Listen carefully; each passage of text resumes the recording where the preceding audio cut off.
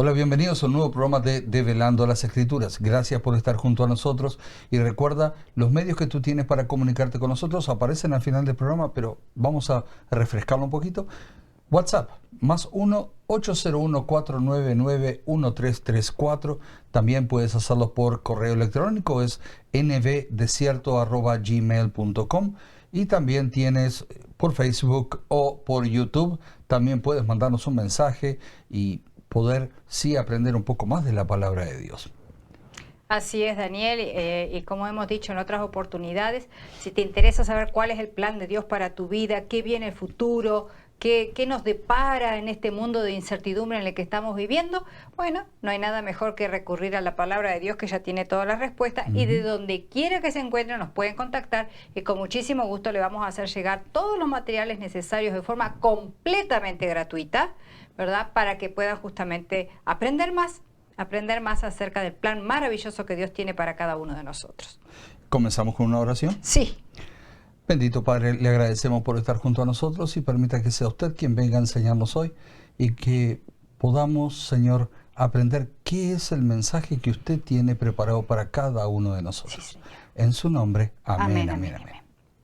Como recordarán, seguimos estudiando el libro de Apocalipsis, Daniel y Apocalipsis, ¿verdad? Y el programa pasado estábamos viendo un poco en el libro de Daniel vamos a decir, sí, el devenir de la historia, ¿verdad? De acuerdo a lo que venía diciendo Apocalipsis en la iglesia, esta que estamos estudiando, y cómo se iba comparando una con el otro, ¿verdad? Y habíamos empezado a ver que Babilonia cae. La Biblia ya había dicho que Babilonia va a caer y lo dice muchísimos años antes de que ocurra.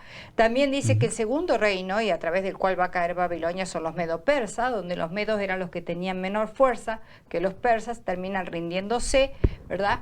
Y todo esto está dicho con muchísima anticipación en la palabra de Dios. Y tú nos estabas hablando de varios versículos bíblicos y sería bueno que pudiéramos refrescar todo eso. O sea, que si nos puedes decir otra vez los versículos y eso, y los vamos leyendo y vamos viendo cómo la palabra de Dios, las profecías, se cumplen literalmente en este caso. Ok, el primer libro, o sea, el primer que vamos a ver es Jeremías capítulo 50, versículos 1...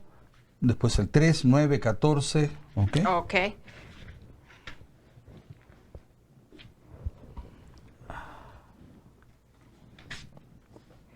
Ahí apareció. Jeremías 1, 3.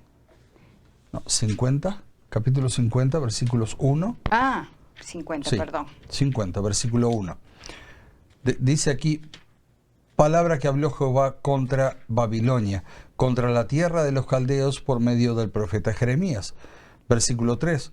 Porque subió contra ella una nación del norte, la cual pondrá su tierra en aislamiento, y no habrá ni hombre ni animal que en ella more. Huyeron y se fueron. Versículo 3. Versículo 9, Alba, 14. 9 y 14. Dice, pues voy a hacer que un grupo de poderosos pueblos del norte ataquen al mismo tiempo a Babilonia. Se alinearán y conquistarán. Son guerreros expertos que disparan sus flechas sin fallar el tiro. Y el 14 dice, a sus puestos arqueros, rodeen Babilonia, disparen contra ella todas sus flechas, porque pecó contra mí, contra el Señor. Versículos 36 y 37 dice, espada contra los adivinos y se entontecerán. Sí, espada contra sus valientes y serán quebrantados. Espada contra sus caballos, contra sus carros y contra todo el pueblo que está en medio de ella, y serán como mujeres. Espada contra sus tesoros y serán saqueados. Se habla de una destrucción total, absolutamente total, ¿verdad? Sí. Y si pasamos al capítulo 51, y también en el versículo 28, dice, preparará contra ella naciones, los reyes de Media, sus capitanes y todos sus príncipes y todo territorio de su dominio. Ya vemos que ya aparece por nombre, nombre quienes son parte de los que están haciendo esta conquista de Babilonia. Así es. Y vamos a pasar al libro de Daniel, capítulo 5, versículo 25. ¿Qué nos dice allí, Alba? Versículo 25, perdón, 25 al 28. 25 al Por 28 favor. dice, Mene, Mene, Tekel y Parsin, las cuales significan lo siguiente. Mene, Dios ha medido los días del reinado de su majestad y le ha señalado su fin. Tekel, su majestad ha sido pesado en balanza y pesa menos de lo debido. Parsin, el reino de su majestad ha sido dividido y será entregado a medos y persas. Ahí aparecen dos nombres más, los Exacto. medos y los persas. Exactamente, ahí está dando ya el nombre completo del poderío que venía contra Babilonia. Y esa misma noche la profecía se cumple. Así es. Y si vemos en el versículo 30 y 31, dice, la misma noche, como tú decías, Alba, fue muerto Belsasar, rey de los caldeos, y Darío de Media tomó el reino siendo de 62 años. Exactamente. O sea, la profecía se cumplió literalmente. Solo la cabeza iba a ser Babilonia, la cabeza de la estatua, y después pasaba justamente a ser otro reino inferior a Babilonia, Así ¿verdad? es. Pero no menos importante, al punto tal de que la conquistó. Así es.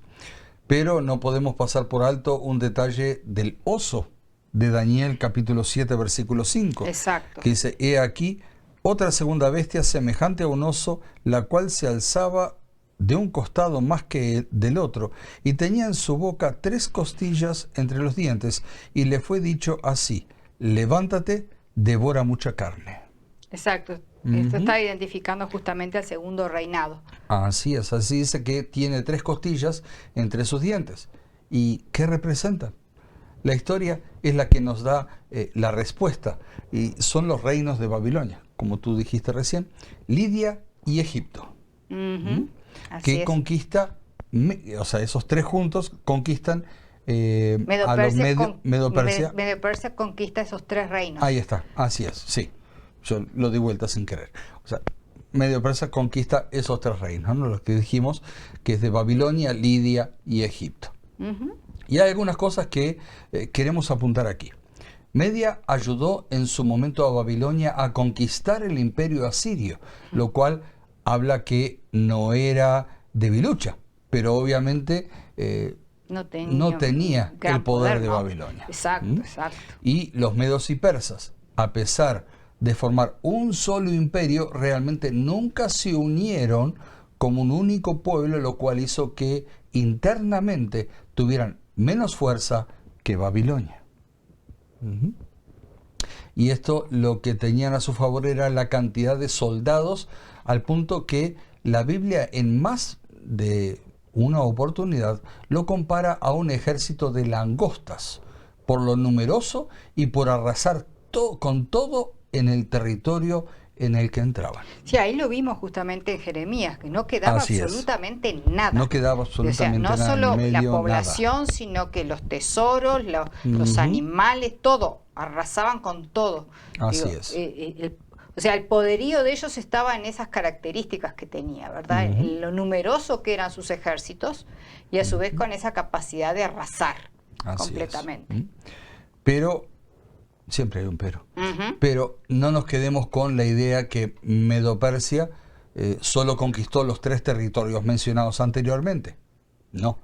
Si bien 3 son las costillas en la boca del oso, nota que el oso tiene un hombro más alto que el otro, denotando la superioridad de un reino sobre el otro, tal como recién lo habíamos explicado. Y se le da la orden de comer toda la carne que pueda. Cierto. Y bueno, ¿y qué significa esto? Que será un imperio que conquistará y se extenderá ampliamente. Y así tenemos que conquistará hasta el norte de África. Y llega casi al mar Caspio también. Y por el otro lado, arremete contra Babilonia, Siria y Asia Menor también. Pero veamos qué más dice la Biblia con respecto a esto. Y vamos a ver qué dice Daniel capítulo 8, versículos 3 y 4. Si tú lo puedes leer, por favor. Sí. De repente, 4 enormes monstruos diferentes uno del otro salieron del mar. El primero se parecía a un león, pero tenía alas de águila. Mientras yo lo estaba mirando, le arrancaron las alas, lo levantó. Ah, no, perdón, tú me dijiste el 8, yo estaba leyendo el 7, 8, perdón. 3 y 4. Sí, 8, 3 y 4. Perdón. Ahora, digo, ya vimos esa parte de Babilonia, así que no puede ser. El 8, 3 y 4 dice lo siguiente: miré a lo lejos y vi un carnero que estaba a la orilla del río. Tenía 2 cuernos altos, pero uno de ellos le había salido más tarde y era más alto que el otro. Vi que el carnero embestía con sus cuernos hacia el oeste, el norte y el sur, y que ningún otro animal podía hacerle frente ni librarse de sus golpes. Hacía lo mejor que le parecía y cada vez era más fuerte. Es interesante, Alba, porque cuando Daniel recibe esta visión fue llevado a Susa. Es cierto.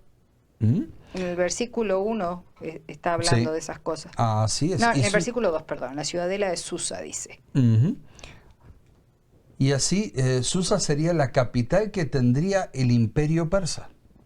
Pero sin embargo, cuando está Daniel recibiendo la visión, es durante el reinado de Belsasar, o sea que todavía está reinando Babilonia. Todavía reina Babilonia. Pero se le muestra en visión la capital de lo que va a ser el reino que viene después. Impresionante. Así es, impresionante. Así impresionante. Es. Como dije, entonces Susa sería la capital que tendría el imperio persa. Pero es obvio que cronológicamente se estaba lejos de que ello aconteciera. Sí, totalmente. Y siguiendo con Daniel, capítulo 8, versículos 5 al 7.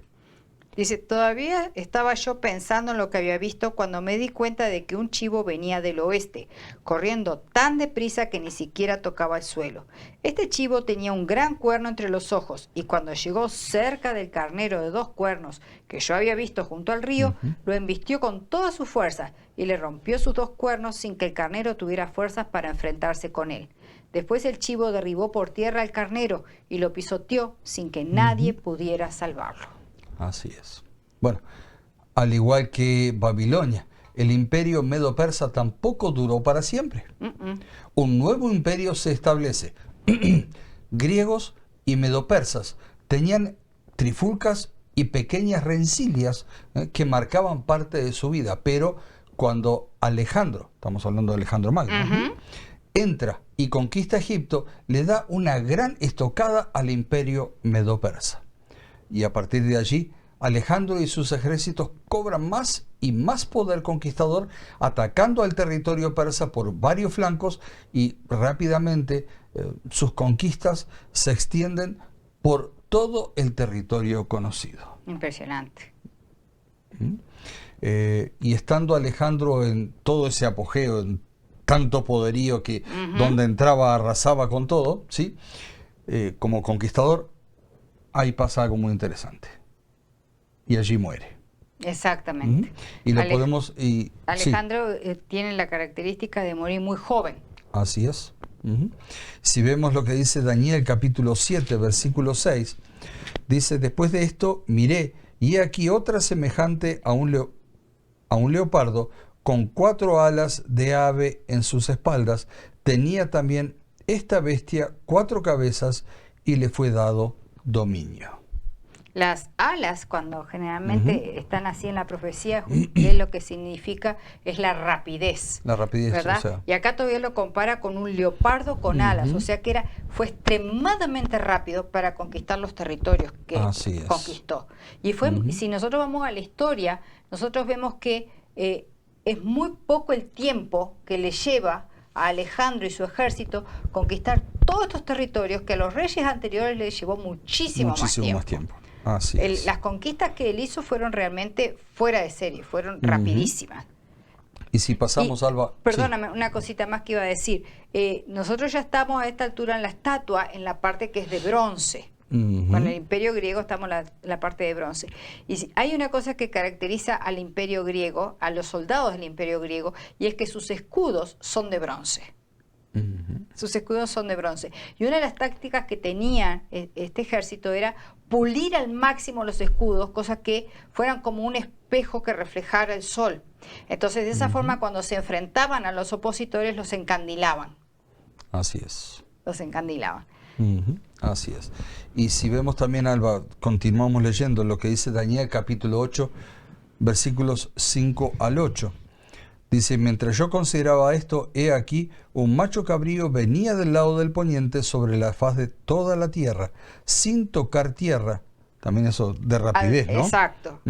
Y aquel macho cabrío tenía un cuerno notable entre sus ojos, y vino hasta el carnero de 2 cuernos que yo había visto en la ribera del río, y corrió contra él con la furia de su fuerza.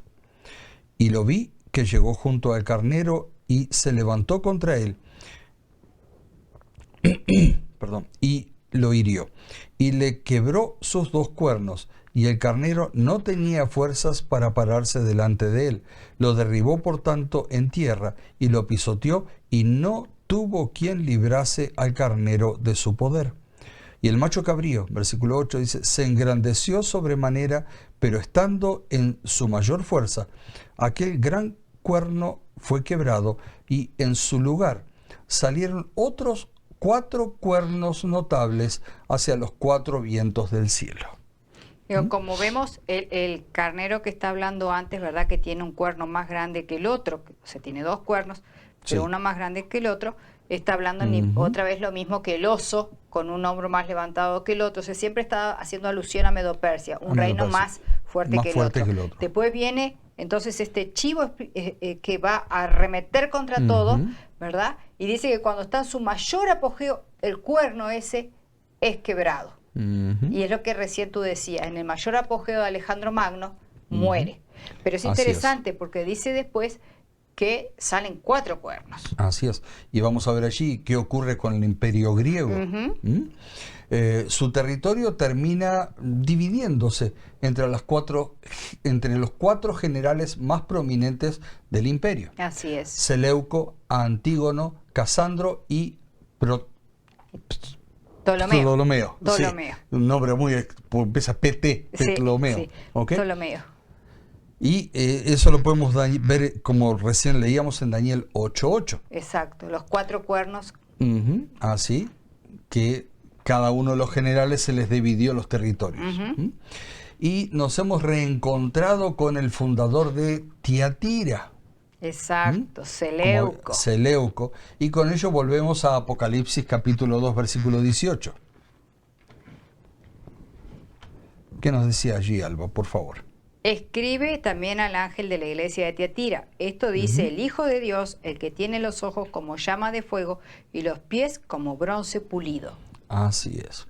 Interesante la forma en que Dios se presenta a esta iglesia. Estaba pensando, ahora que tú dijiste, nos hemos reencontrado otra vez con el fundador de Tiatira. Digo, ¿cómo la Biblia no deja nada para que se escape rumbo hacia la especulación, que se escape rumbo a la incertidumbre, sino que está todo paso por paso para aquel que quiere investigar, que quiere saber, que quiere aprender? Tiene ahí, y la historia comprueba después lo que la Biblia ha dicho con muchísimos años de anticipación. Y cuando decimos muchísimos años de anticipación no estamos hablando de 5 ni 10, sino a veces son 500, 400 años antes ya se había dicho lo que iba a pasar, ¿verdad? Y en algunos casos hasta más tiempo. Hasta más tiempo. Y sin embargo la historia se cumple, pero a rajatabla, cumple a rajatabla lo que va diciendo la profecía con esa anticipación. Y eso es hermoso, digo, porque cuando uno empieza a ver todas estas cosas, uno empieza a ver cómo es fácil de entender la profecía. Es fácil de entender. Sí. Y es interesante la forma en que Dios se presenta a esta iglesia, como habíamos dicho, ¿no? Ojos como llamas de fuego. O sea, denotando la capacidad de escudriñar hasta lo más profundo de una persona, y pies de bronce. O sea, pie de bronce pulido, ¿ok?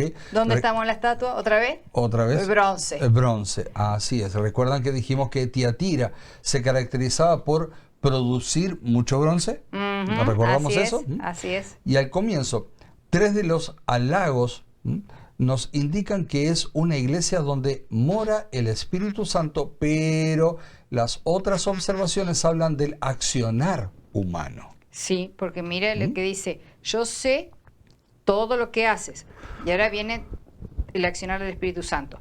Conozco tu amor, tu fe, tu servicio y tu constancia. Así es. Y sé que ahora estás haciendo más que al principio. Así es. El servicio que había sido instaurado en el inicio, o sea, las obras que hacía la iglesia, las hacía por amor a Cristo y por ende amor al prójimo. Pero tenían bien claro que el hacerlas no comprobaba su salvación.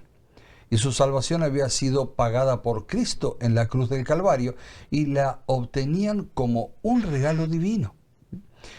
Pero también ahora la situación cambia. Exacto. Porque Así, dice, al principio tenían servicio, hacían sus sí. obras, pero ahora dice que hacen más. Más. Ahora, al principio los hacían por amor a Cristo, Pero ahora. la tenían claro de que eso no estaba comprando su salvación, Ujú. ¿tá? Pero ahora dice que hacen más. O sea, ¿qué Sí. es ese más que están haciendo? Por eso la situación ahora cambia e incluso dice que sus obras ahora son más abundantes que antes, como tú Ajá. dices, ¿ok? Pero, ¿cuál es el problema? Entra la idea contaminante de salvación por obras.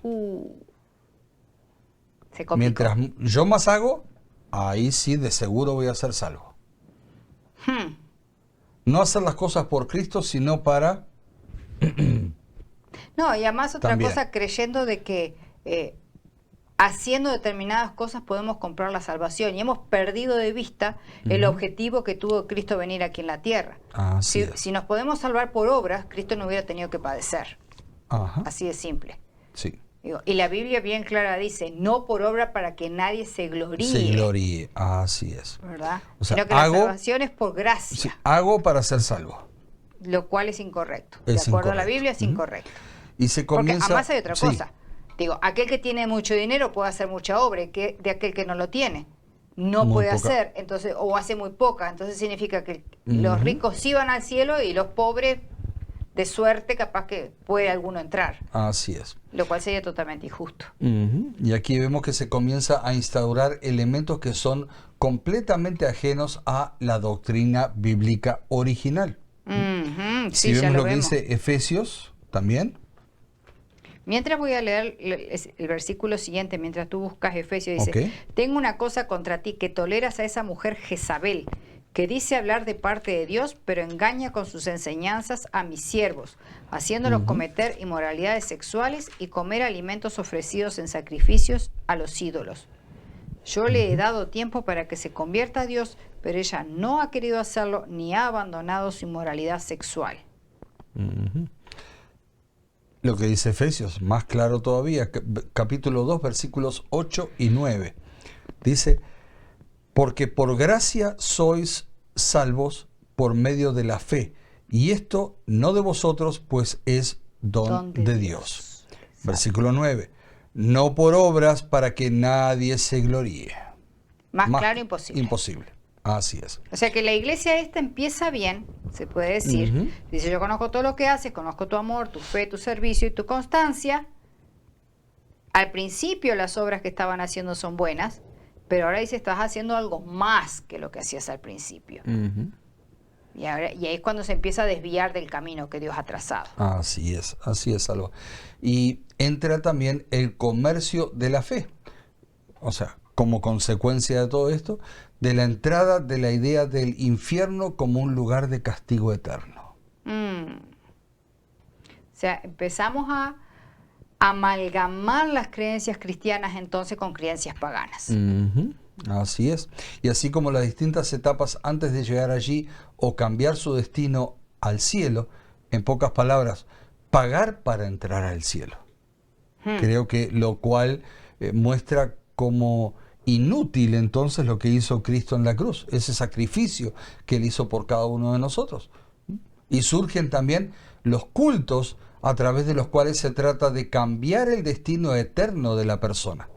Las penitencias, etcétera, etcétera. La lista puede ser bastante larga, ¿no? O sea, estamos entonces entrando, como te decía antes, en una contaminación donde estamos amalgamando paganismo con cristianismo, Así es. ¿verdad?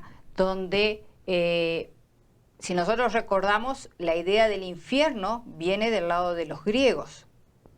Estamos en el imperio griego. Así es. Y los griegos entonces están metiendo sus ideas y la iglesia está abriendo las puertas a esas ideas y las está tomando como si fueran bíblicas cuando en realidad no lo son. Y entonces ahora ya las obras no solo las hago para salvarme, sino que a su vez empiezo a meter rituales paganos también dentro de la iglesia, permitiendo ahora de que, bueno, existan determinadas ceremonias, si se le puede llamar así, ¿verdad?, para desviar el destino de las personas. Así es. De los supuestos lugares de tormento al cielo. Así es. Y si vamos a Apocalipsis capítulo 2, versículo 20, allí nos dice: pero tengo unas pocas cosas contra ti, que toleras que esa mujer Jezabel, que se dice profetiza, enseñe y seduzca a mis siervos a fornicar y a comer cosas sacrificadas a los ídolos. Wow, dice mucha cosa ahí. A Mucha ver si cosa. podemos desentrañar algo. A ver. Así es. Vamos, primero. Vamos paso a paso, a ver. ¿Quién es esta Jezabel? Ok. Hay varias interpretaciones al respecto. Nosotros seguimos en la línea de recordar que Apocalipsis es un libro escrito en símbolos y que estos, como tales, tienen un significado. Y para develar de qué está hablando aquí, sería bueno que busquemos, ¿sí?, a Jezabel en las Escrituras. Es cierto. ¿Ok? Pero entonces sabemos quién es. Y la encontramos en tiempos del profeta Elías. Así es. Si vamos a Primera de Reyes, capítulo 16, ¿sí?, capítulo 16, versículos 29 al 33. Si lo puedes leer, por favor. En el año 38 del reinado de Asa en Judá, Acab, hijo de Omri, comenzó a reinar en Israel. Y reinó sobre Israel durante 22 años en la ciudad de Samaria. Pero su conducta fue reprobable a los ojos del Señor e incluso peor que la de los reyes anteriores a él, pues no le importó cometer los mismos pecados de Jeroboam, hijo de Nabat. Para colmo, se casó con Jezabel, hija de Et-Baal, rey de Sidón, y acabó por adorar y rendir culto a Baal, y construyó un altar y un templo a Baal en Samaria. Así es. ¿Hasta qué versículo era? 33. Hizo también una imagen de acera con la que irritó al Señor, Dios de Israel, más que todos los reyes de Israel anteriores a él. Ahí nos está pintando hasta ahora qué era lo que estaba haciendo Jezabel. ¿Okay? Exacto, ha influido Jezabel, ¿verdad? Ha influido Jezabel en su esposo, el rey, y vemos cómo él se ha apartado del camino del Señor al punto tal de que ha construido imágenes, dice la imagen acera, está adorando a Dios Baal. Es más, ella era hija de un sacerdote de Baal. Rey y sacerdote era el padre de Jezabel. Así es. ¿Verdad? Y ella era hija de un sacerdote de Baal. Por lo tanto, ya sabemos qué religión traía, qué creencias traía. Así es. Y se ve que es una mujer que tiene poder, que tiene dominio, porque su marido termina siendo conquistado por las creencias de ella. ¿Y quieres escuchar más? Sí. Versículo 13, de capítulo 18, versículos 13 y 19. Allí nos dice: no ha sido dicho a mi Señor lo que hice cuando Jezabel mataba a los profetas de Jehová, que escondía a 100 varones de los profetas de Jehová de 50 en 50 en cuevas y los mantuve con pan y agua. Versículo 19. Envía pues ahora y congrégame a todo Israel en el monte Calvario, y los 450 profetas de Baal y los 400 profetas de Acera que comen de la mesa de Jezabel. O sea que Jezabel se encargaba no solo de, vamos a decir así, de promover la religión, sino que a su vez sostenía económicamente a 900 profetas. Claro, casi a 1000 profetas de dioses falsos, paganos, 100%. Así que imagínate lo que está haciendo en este territorio. Es tremendo. Así es. Y vemos que no era ninguna inocente, digo, por cuanto había matado ya a los profetas de Dios, ¿verdad? No le tembló la mano mandarlos a matar. Capítulo 19, versículo 1 y 2, porque se nos está terminando el tiempo ya también. Acab dijo a Jezabel la nueva de todo lo que Elías había hecho y de cómo había matado a espada a todos los profetas. Eso no está en el versículo 1. Versículo 2 dice: entonces envió Jezabel a Elías un mensajero diciendo: Así me hagan los dioses y aún me añadan si mañana a estas horas yo no le he puesto tu persona como la de uno de ellos. O sea, lo sentenció a muerte. Ujú. Como que me llamo Jezabel, que mañana a esta hora estás muerto, le dijo Elías. Así es. Pero, ¿sabes qué? No vamos a continuar. Sí, Vamos porque a ponerle hay punto a otros su... versículos aquí Sí, para seguir pero explicando de Jezabel. vamos a ver Pero- qué más trae la Biblia acerca de Jezabel y Ujú. por qué está mencionada en el Apocalipsis. ¿Qué tiene que ver esta Jezabel, las cosas que está haciendo, lo que cree y Ujú. demás, con la iglesia de Tiatira? Porque entendamos que históricamente no están viviendo en el mismo periodo, ¿verdad? Totalmente diferentes. Ha pasado muchísimo tiempo entre una y otra, Ujú. pero ¿qué tiene que ver y cómo nos afecta a nosotros? Eso lo vamos a ver en el próximo programa. ¿Ok? Lo dejamos Termina- por acá. Vamos Sí. a terminar con una oración entonces. Querido Padre que está en los cielos, gracias por habernos revelado parte de lo maravilloso que es su palabra. Ayúdenos a seguir aprendiendo cada vez más. Ponga en nosotros las ganas, el deseo de investigar, de buscar y de aprender Amén. la verdad que se encuentra en ella y que usted ha dispuesto para cada uno de nosotros. Amén. Bendiga en gran manera, Señor, a todos los que se conectaron hoy y a los que lo verán y lo escucharán en diferido. En el nombre de Jesús, amén, amén y amén. Amén, amén. Gracias nuevamente por haber estado junto a nosotros y te esperamos en un próximo programa de Develando las Escrituras para poder seguir con estos temas tan interesantes. Así Bendiciones para todos. Que lo pasen muy bien y será hasta la próxima.